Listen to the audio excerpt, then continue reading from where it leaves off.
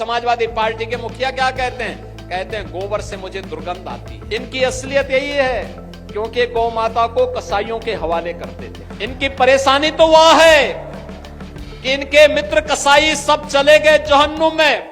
सियासत को जिंदा बयानों के शोर ही रखते हैं, लेकिन यही शोर जब किसी के विरोध में सम्मान और संस्कृति ही भूल जाएं, तो सियासत को जिंदा रखने वाले बयान ही मुसीबत बन जाते हैं।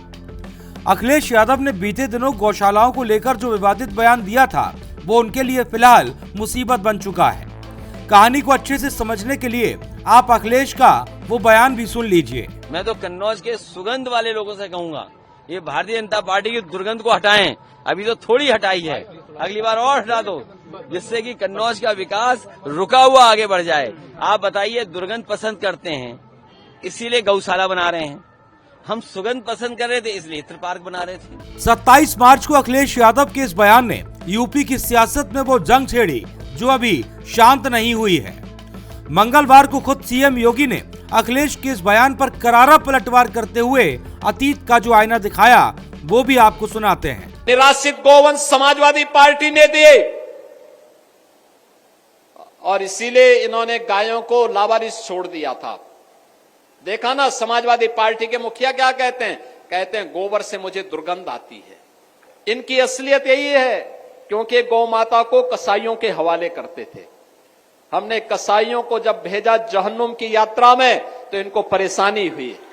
इनकी परेशानी तो वह है कि इनके मित्र कसाई सब चले गए जहन्नुम में। सीएम योगी के इस पलटवार के कई मायने हैं। एक तो ये कि अखिलेश ने जिस गौशाला को दुर्गंध से जोड़ा, उस गौशाला ने सिर्फ आवारा पशुओं को आश्रय नहीं दिया, बल्कि बीते 8 सालों में उसी गौशाला ने यूपी में अर्थव्यवस्था से लेकर रोजगार के कई द्वार खोले। जबकि दूसरा ये कि अखिलेश ने जिसे दुर्गंध बताया, सनातन धर्म में उस गाय की मान्यता भगवान के बराबर है। 14 लाख गौवंश की देखभाल स्वयं राज्य सरकार कर रही है और शेष हमने अन्नदाता किसानों को दिए हैं। आप भी पालिए, एक गौवंश पर 1500 रुपया हम महीना आपको उपलब्ध करवाएंगे। अगर कोई किसान 4 गौवंश रखता है तो 4 गौवंश के लिए 6000 रुपये महीना हम उनको देते हैं। आप याद करिए, आम के आम और गुठली के भी दाम, इसी को कहते हैं। यानी गौ माता की सेवा का पुण्य भी पाओ और सरकार का अनुदान भी पाओ। सीएम योगी का ये पलटवार महज सियासत तक सीमित नहीं है। सियासत से परे हटकर देखेंगे तो इसका दूसरा रूप भी है।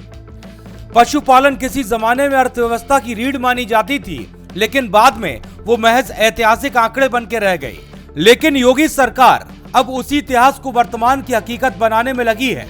जिस गौशाला से अखिलेश यादव को दुर्गंध आ रही है, उन्हीं गौशालाओं को योगी सरकार इकोनॉमिक ग्रोथ का इंजन बना रही है। योगी सरकार के बीते 8 साल का कार्यकाल इस बात की मिसाल रहा है। यूपी में योगी सरकार 7700 से ज्यादा गौ आश्रय बना चुकी है। इन गौ आश्रयों में करीब 12.5 लाख निराश्रित गौवंश रखे गए हैं। करीब 1 लाख लोगों को 1.62 लाख निराश्रित गौवंश दिए गए हैं। सहभागिता योजना के तहत लाभार्थी को हर महीने 1500 रुपए भी दिए जाते हैं। यूपी सरकार ने अमृत धारा योजना भी लागू की है। 2 से 10 गाय पालने पर सरकार 10 लाख रुपए का लोन देती है। देसी नस्ल की गाय के संरक्षण के लिए नंदनी कृषक समृद्धि योजना लागू की गई है। योजना के तहत बैंकों के लोन पर सरकार पशुपालकों को 50% सब्सिडी देगी। तो माँ गंगा की पूजा का जो पुण्य प्राप्त हुआ, वही माँ गौ माता की पूजा करने से प्राप्त होगा।